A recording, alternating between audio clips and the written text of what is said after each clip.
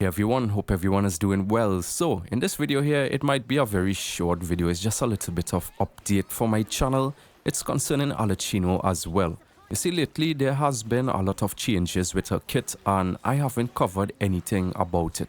It's not about the leaks or the dreams or anything like that, or me afraid of getting strike from Hoyoverse. It's just that there are like so much changes going on almost every day to every week. It's crazy. This unit is changing right before our eyes. Not in a bad way that I think, but I think like this unit might be one that we will have to test a lot. One good thing I like about Arlechinno, it seems like she doesn't have like this one generic team that you have to use her with. It seems like you could use her in a big variety of teams, like very, very large. A lot of units that we have bench right now, we could probably make them work with her. She seems really versatile.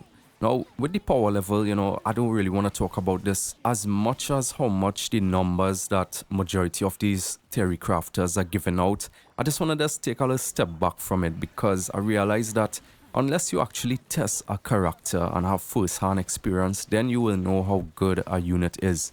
Majority of these leakers and dreamers and the videos that they upload, I mean, I give credit for them for taking a try, but unless you use the character itself, then you will know how good this character is. There's a lot of people that ask me, how do I use Yaimiko so efficiently? It's because I like the unit. I have been using her for a very long time. I understand that I prioritize consistency over single-digit big numbers. And I built her in a kind of way that majority of people, they don't build. It's more of like a hybrid, hyper bloom, aggravate type of build to a point where she could be swapped in any team without me having to worry about which artifacts to drop on her and stuff. And right now, Arlechinno seems to be a DPS that, depending on how the playstyle that you want to play her in, it will dictate the kind of teams you will want to run her in. Like, for example, there's a lot of people saying that she has no synergy with Furina because she cannot heal. And as much as you could watch the context of her kit, unless you actually use the unit, then you will know. Remember, everybody was saying that Hu Tao wouldn't be able to vape if you put Cloud Retainer in her team, and look how that turned out. Furina, Yelan, Hu Tao, and now Cloud Retainer is probably one of Hu Tao's best team right now. It overshadowed everything in the game. So, we have to wait until like maybe the last week until it's kind of finalized. A lot of changes could happen, and then get the character herself and try her out.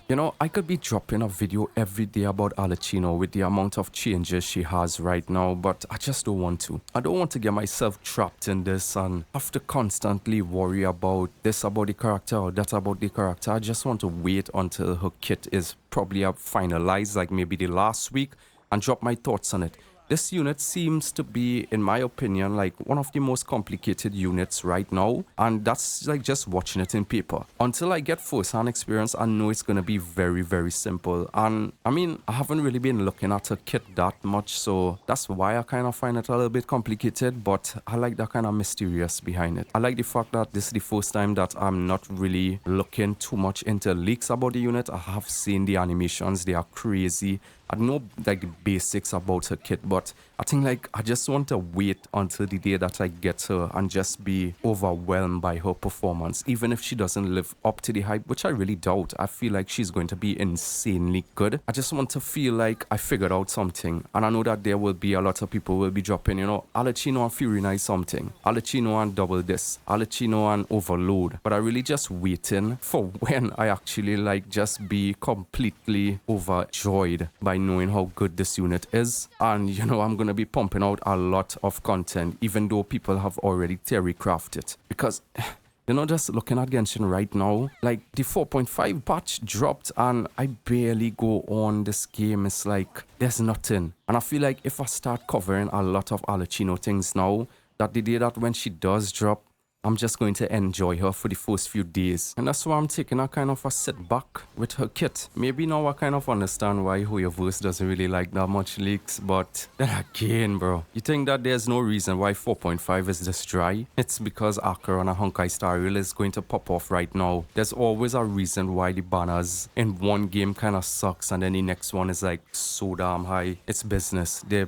all know what they're doing. So Arlecchino is going to drop, they're going to make a ton of money, and then when the hype kind of settle, Arlecchino is coming out after. You know, it's business practices. We all know how it is. But yeah, I don't really have much again to say. This is just a little update. I know that I kind of slowed down with the content, but with as much that's going on right now in Genshin, there isn't really that much. It's just drama trying to fill the spots and the spaces of the lack of content in Genshin Impact right now. So my opinion right now about Arlecchino, she looks really good. Should you go for the weapon? As cool as the weapon looks, that weapon banner could F you over. I'm telling you. You can't believe how much time that weapon banner F me over, and that's why I never go for the weapon banner. Even though I might have over 100 and something summons, and I might get Arlecchino in like 20 or 30 pulls, because I just have a feeling, you know, sometimes you just have a feeling on a banner that you might get the character early. I have a feeling that she might come very early, and I'm not going to risk getting the weapon and screwing over all my summons because Chlorinde is coming after. So I might as well go for like maybe a C1 Arlecchino instead of a weapon, and you know, possibly try and get Chlorinde, because if you lose the 50-50, well, not really the 50-50, was it like the 37, whatever it is, the 3100 or wherever it is